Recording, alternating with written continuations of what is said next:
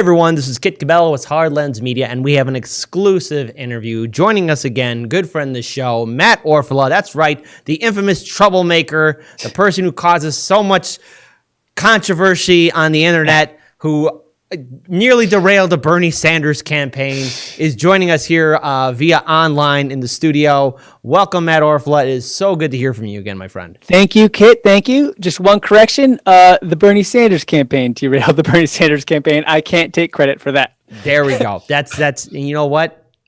I stand corrected. Thank you for correcting the record. But speaking of correcting the record, you know, I remember hearing this all throughout 2016, and it was, of course, you heard that from diehard Hillary Clinton supporters or the bots. You know, there's everything's now a bot now this day and age. But you know, you seem to be stirring up a hive, and recently you wrote an outstanding article on the GrayZone, and congratulations for getting this article out here. It's titled, Kamala's KHive Trolls Boosted by Bots While Media Defends Harassment Campaigns. Now, this was written April 16th of 2021. Matt, I think for our viewers and subscribers, let's go point by point about really this article that you've been working on, and you pointing out the hypocrisy of KHive and their use of bots. Can you explain in detail, like what led to all this?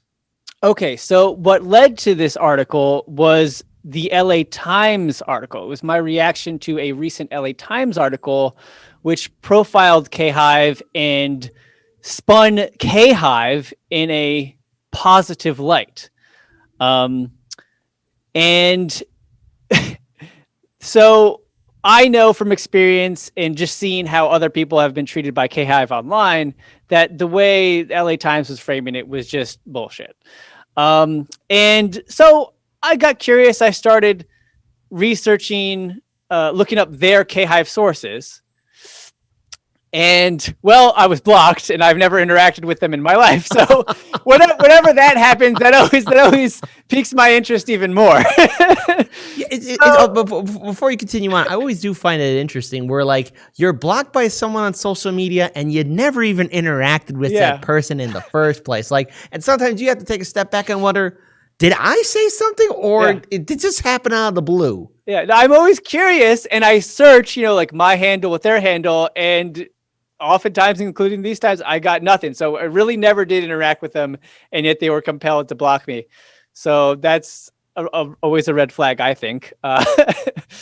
So yeah, like I said, that piqued my interest even more. So I logged off Twitter, and so I'm not lying. Then I could see what the hell they're writing and look into these people. And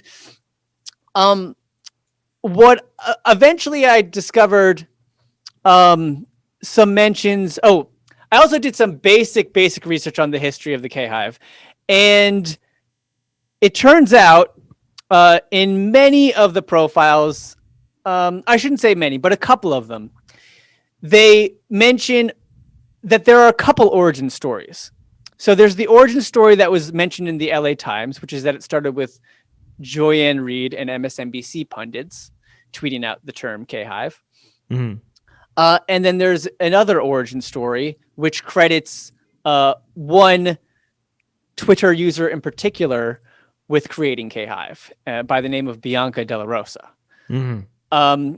And the LA Times left out the queen bee theory of Della Rosa, that she is she is a widely recognized founder of KHive, according to KHive. But LA Times didn't talk about her. They didn't mention her. And in the other media mentions of her, I give them credit for at least mentioning this character, but they don't go into detail about, what she's done and how she's so controversial and how she really embodies the side of KHive that most of us are familiar with.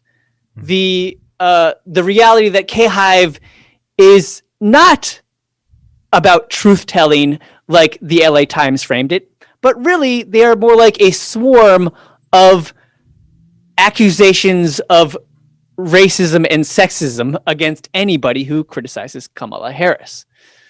And when you look at Bianca Della Rosa, the founder of KHive, according to KHive, she embodies that. So, and So that's the beginning of the story. And so I talk about this other origin story, and the origin story that actually no one has reported on before is that this character and other KHive leaders were boosted by a Democratic Party linked bot farm.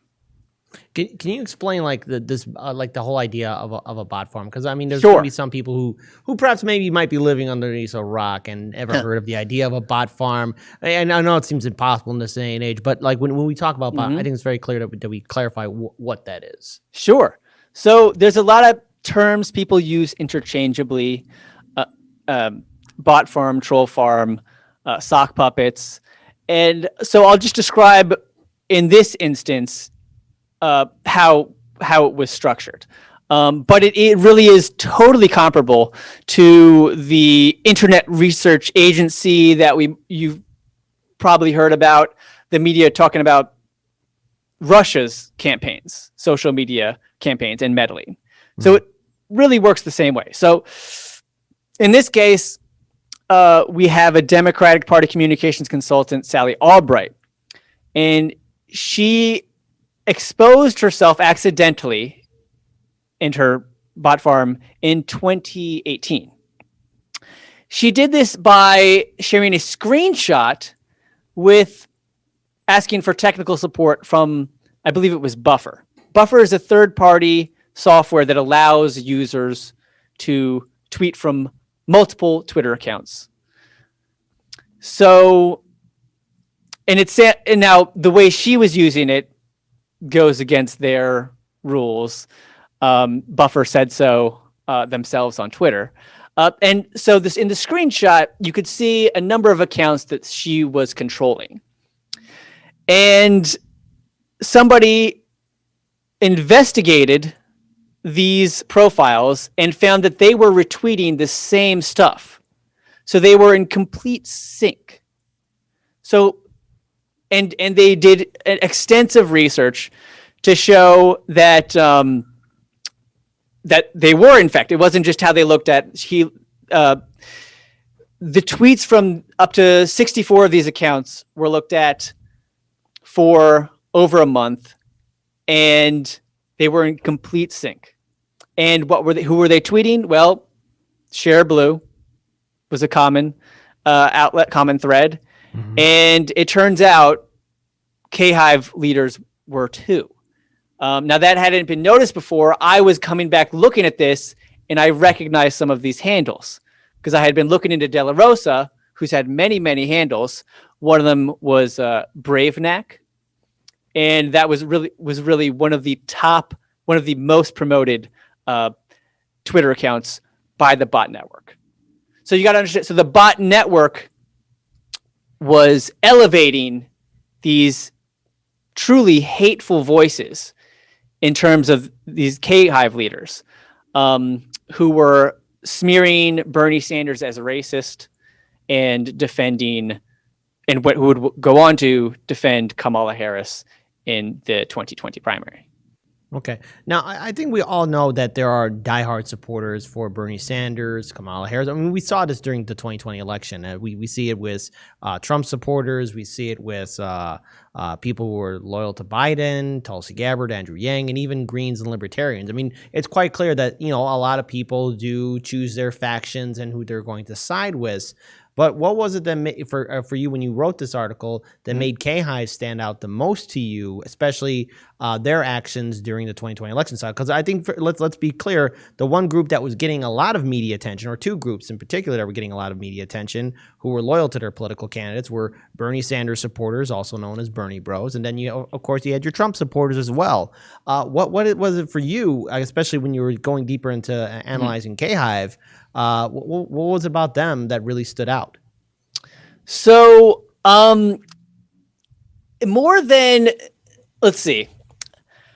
Well, what does separate them, I think, is they really do make these terrible, baseless accusations of sexism and racism, which is harmful and hateful. But what really standed out to me is not so much the nastiness. Nastiness occurs all over the internet. I do believe some of theirs is particularly nasty, and their abuse has gone offline even. We could talk about that later. But really what stands out to me about KHive is more about how the media talks about KHive versus how they talk about Bernie Sanders supporters, and how Twitter handles KHive versus how they handle, say, QAnon or Russian bots. And what I found is, and I mean, anybody who paid attention during the Sanders campaigns knows how terribly the media spun Sanders' fervent online support as hateful, negative, harmful, dangerous, racist, sexist. This was now that's obviously not true. You could always say perhaps, there was actually a Harvard study that shows approximately 1% to 2% of all the candidates' supporters, were particularly nasty online. Right. And the thing is, so I don't mean to interrupt because the thing is, there is the fact of, look, if someone's going to be doing some crazy things on Twitter or Facebook or YouTube, they're going to get suspended or taken off, especially if it gains enough attention. But in your article, you also write about, especially what happened in June of 2020, how one certain tweet did come out, and it was from the KHive Queen Bee, for example. Can you elaborate about that?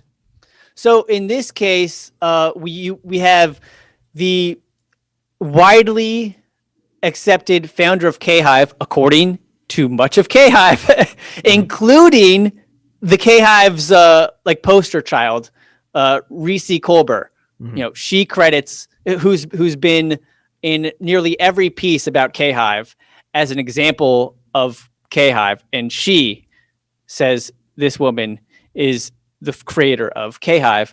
So this particular quote on June 20 that you're referencing she says, gotta kill, quote, gotta kill very violently, like actually killing people for not agreeing.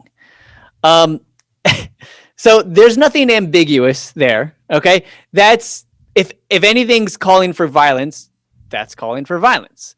And yet she faced no repercussions for that. She did go on to delete the tweet, though. And just to show you how blatant it is, we have Malcolm Nance. He's an MSNBC pundit. And even he and KHive, he's tweeted out KHive before. He even said that tweets like that are racist. And let's see. I'll look for an exact quote for you. In the article, it's MSNBC's Malcolm Nance on Twitter. The network's national security contributor acknowledged that some KHive tweets openly express racism, violent threats, and asked his followers to report De La Rosa. That's what you wrote in the GrayZone article. So go ahead. Sorry, and instead of being suspended, De La Rosa was held as KHive's brilliant inspiration. Can you continue? Yes. So I just wanted to make sure I had that quote right. So again, MSNBC pundit calling it openly, saying KHive tweets openly express racism and violent threats. She remains on Twitter. Now, this is a person who has been suspended on Twitter many times before. When I first published the article, I had 3 examples. Now I know of 7 accounts. So we have the glorifying violence bit, right? Trump got banned for far more truly ambiguous tweets. If anybody actually goes and looks at what they banned him for, the tweets, totally ambiguous. He says he's not going to an inauguration. That's all it is. And she's literally saying they're too soft, gotta kill, very violent, actually killing people for not agreeing type of violent. And so that's an example of the hypocrisy. Another example is, like I said, she and many KHivers, I give a few examples, have been suspended in the past. There's even tweets of them bragging about using multiple accounts to circumvent suspensions as far back as 2015. And that circumventing Twitter suspensions, which are really Twitter bans, it's just Twitter's nice way of saying ban, is exactly what got QAnon banned and officially called out on and for by Twitter. Okay. Right. So that's just another example of the hypocrisy. So hashtag QAnon, they'll get called out for this behavior. KHive, they won't get called out. They haven't been called out, and they still roam free to this day. And they're getting fawning pieces in mainstream media about how great they are, how wonderful they are. Okay, because there's a couple of things that are also standing out in your article. You also point out examples of racism. Case in point, I'm going to read this excerpt here. KHive often insults people for being white. Sometimes they're anti-Semitic. Del Rosa says the Jews ran off. We're mad at them for abandoning us to go be white with white people. And in another post, Alberta Molina told Huffington Post that KHive repeatedly said he was white and accused him of being a white supremacist, even though he identifies as Hispanic. And then there was a tweet that's even screen captured in your article on the GrayZone. I tweeted, I'm a person of color who supports Warren for VP, and the Queen Bee founder called me a sellout and a Latino version of the C word. I can't say it because, again, YouTube and its censorship, will definitely tag you. And in response, there's a raccoon dancing or a gif of a GIF, however you want to call it, is tap dancing, and it's right. And her response is sellout number 2. What's the Latin version of this? Because it's y'all. Yeah, and I've seen many tweets like that from KHive, and many people who have been, complained about being called white as an insult when they aren't even white. Right. And one particular funny example that I saw actually was KHive calling out having a fight with an anonymous, many anonymous accounts on Twitter, but this one you couldn't see the person. It was a graphic. It was not a picture of a face. You could not determine somebody's skin color because it was just some graphic. And they insulted this person as you're probably white with the quote was with your probably white ass. You don't even, you're just assuming people are white as if, anyway, it's racist. And, yeah, it's just kind of fucked up. Well, then let's, because I do want to change subjects here real quick, because I want to talk about YouTube and censorship with you, because you've dealt with it firsthand, we have dealt with it. So I think as a final question for this part of the interview, very soon we'll be entering into the 2022 midterm election cycle, and shortly after that, the 2024 presidential election cycle. In your own personal opinion, after everything we saw in 2016 and in 2020, do you see the bot farms getting worse? It doesn't matter who the candidate is. It could be Kamala Harris or anybody else in the far future. Do you think things are going to get out of hand even further, or is there going to be something at some point that's going to cause all this to be reined in? Because even corporate media can't turn a blind eye to some very heinous posts. And to be very clear, look, there's a lot of people who are loyal to their favorite politician who have tweeted out or posted some very disgusting things. And I think it's one thing to be supportive of a politician. It's another thing altogether to really be inciting violence or just name blaming or cancel culture. What are your thoughts? So it's a real problem. It is. And, the nastiness, I don't know how you reel that in. The issue is, I'm all for better dialogue, better listening, better dialogue. The problem with, banning people is, well, like the article shows, they just get another damn account. And the real issue is that it's just never enforced fairly, these Twitter bans. Case in point, these KHive people who have violated the Twitter rules and circumvented the bans several times, they're still roaming free. So what I see is, I think social media and the media, they're going to continue calling out, when, Russia allegedly does something. But the real problem is they do turn a complete blind eye to when the vice president's online fan base is going absolutely wacko and, libeling people, threatening people, and even harassing people offline. A couple women had their children threatened. One woman had the child protection services called on her. She was falsely accused of child abuse. It's seriously heinous stuff. So, I hope so. Thank you for covering this story, because, there's no doubt that this takes place, and we know it because, yes, the media covers this kind of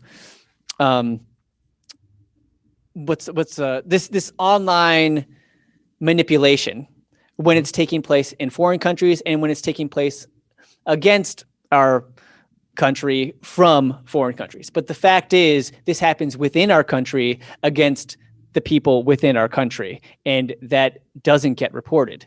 And right. The reason we know about this, frankly, is we got lucky because Sally Albright, frankly, isn't all that bright. And so that's what allowed us to get a little peek into this. But there's way, way more of this going on, surely. And I hope it gets exposed. All right. I think, and now I just want to ask this one final question, then we'll be wrapping this interview up. You have been have had your content censored on YouTube.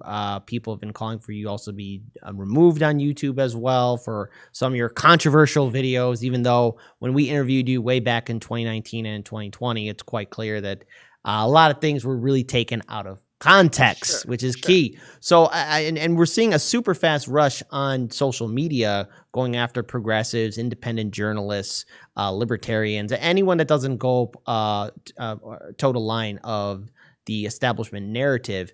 What do you think is the future for journalism or people who want to speak out and use their First Amendment? Do we have to look at platforms like Odyssey, Rockfin, Panquake, or do you think there's still hope that maybe somewhere along the line, YouTube, Twitter, or Facebook, and Instagram can get their act together too? I mean, this is kind of like an overall big question, but where do you see like the role of independent media? Like, do we have to look at other alternative platforms? Unfortunately, I think we really do need these alternative platforms, because under the current platforms, we are being polarized more and more. I mean, you can see over time how much our country and population is being polarized. There's no question this is a result of the social media algorithms. And unfortunately, YouTube is doing the same thing. They're making the same mistake, in my opinion. Whereas they're literally, and they might even be going a step further. They're suppressing content that's controversial just because it's controversial. So you can't discuss racism because it's controversial. So, for example, some of the videos that have been demonetized and age restricted on my channel, here, I'll give you a couple. How to defeat racism. That's the title of one. Now, I suspect it's because, well, I talk about the KKK and I use the word Nazi, right? In the video, because I'm talking about reformed KKK members and Nazis. Mm-hmm. So naturally, those terms come up. And my guess is that's why it got demonetized. But the video, obviously, it's 5 inspiring stories of reformed racists, how you can defeat racism without the stereotypical punch to the face. So, and YouTube suppresses that. Likewise, I have a video called Myth of Time, which is an excerpt of MLK's words, his speech.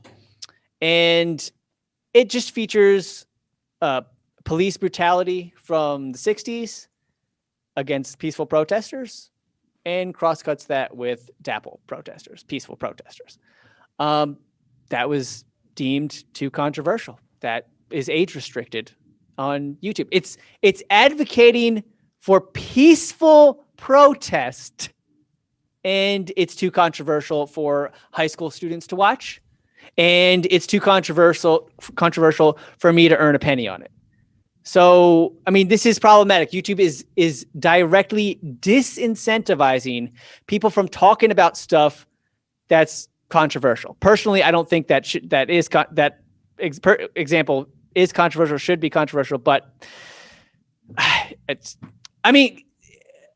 give you one more example. I talk about in my video called it's 5 amazing stories about Bernie Sanders, okay?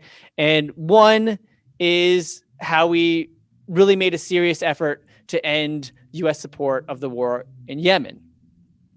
Well, the war in Yemen has some gruesome images. I included some of those gruesome images in that one section of the video. That video is age restricted, demonetized, and I used the same goddamn images as mainstream media. In fact, in some cases, I took less. So whereas on an MSNBC YouTube video, you had a few gruesome photos, I'd take one. And it's okay for them. It's not okay for me. That's another thing, a big issue is, if you're a big corporation, somehow you get some different treatment, some favors, and me, I'm screwed. People like us are screwed unless somehow we can get enough outrage on Twitter. For example, one of my videos, I was able to reverse a human review that it was hateful content. It was called Inspiring Jewish Voices for Peace in Israel. That's the fucking title of the video. Jewish Voices for Peace. And that was called hateful, demonetized, and luckily that got enough retweets that I got a response from YouTube and they reversed that after a human review confirmed that was like hateful and too controversial. So basically, I'm very glad you brought these examples because this is something we hear from a lot of other content creators. I could go on YouTube. too. Yeah. Oh, no, but we hear this happening to a lot of content creators on YouTube, and it's just not you. It's everyone of different types of genres, just not independent media. And yet, the CEO of YouTube gets a Freedom of Speech Award and a pat on the back that was sponsored by YouTube in the first place. So, nonetheless, Matt, I have to say I'm very glad that we were able to get a chance to talk about your article, have you on here on your on our show to talk about number one, you're writing for the GrayZone, which is fantastic. Congratulations on that, and also that you're still working on future content. So I think a final question is for our viewers and subscribers, so they can support you and follow you, because obviously YouTube is deplatforming a lot of people. Where can they go to find your work online and on social media? Great, thanks. So I'm synced up my YouTube to Odyssey. I hope Odyssey turns out. Looks like YouTube. If you like YouTube, you'll like Odyssey. It's like YouTube without the censorship. Mm-hmm. And I am also on Minds.com. I think it's a great Facebook alternative. And of course, please help me on Patreon if you can. All right. And maybe, who knows, maybe at some point I'll have to find an alternative to Patreon. But right now, please help me out on Patreon. I have to say Odyssey has a lot of potential, and it looks like a brand new frontier for a lot of new content creators who don't have to worry about censorship from YouTube, Google, or anywhere else. With that being said, Matt Orfalea, I'd like to say that if you do get the chance to come here to Chicago, we invite you to be a guest in our studio, to hang out with us, to be a guest co-host. And otherwise, awesome. Thank you so much for sharing with us your story and also what you wrote in the GrayZone, and where our people, our supporters, can find you online and on social media so that they can support your content and all your work. With that being said, my name is Kit Cabello, the host of Hard Lens Media. Peace to you guys, and let us all do what we can to build a better future. Thank you, Kit. Great.